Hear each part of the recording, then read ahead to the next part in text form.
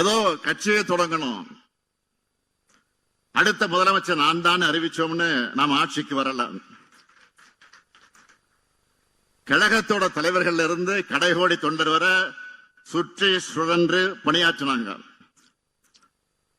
18 ஆண்டுகள் உயிரை கொடுத்து ஒவ்வொருத்தரும் உழைச்சாங்க. எத்தனை பத்திரிகைகள், எத்தனை புத்தகங்கள், எத்தனை கூட்டங்கள், எத்தனை கொள்கை வகுப்பெடுப்புகள், நாடகங்கள், திரைப்படங்கள், எத்தனை போராட்டங்கள், எத்தனை சிறைவாசங்கள், எத்தனை தியாகங்கள், எத்தனை துரோகங்கள். திமுக உழைத்த உழைப்பு சாதாரண உழைப்பல்ல. சமூகத்துல சரிவாதி மக்கள் படிப்பறிவு கூட இல்லாத இருந்த காலகட்டத்தில் குக்கிராமத்தில் இருக்கக்கூடிய முடி திருத்தும் கூடிய செல்வம் கூட மக்களின் சிந்தனையை திருத்துகிற மையமாக செயல்பட்டுச்சு. சைக்கிள் கடை, டீ கடைன்னு ஒரு இடம் விடாம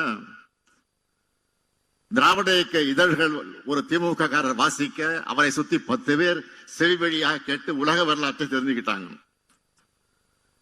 கிராமத்தில் இருக்கிறவங்க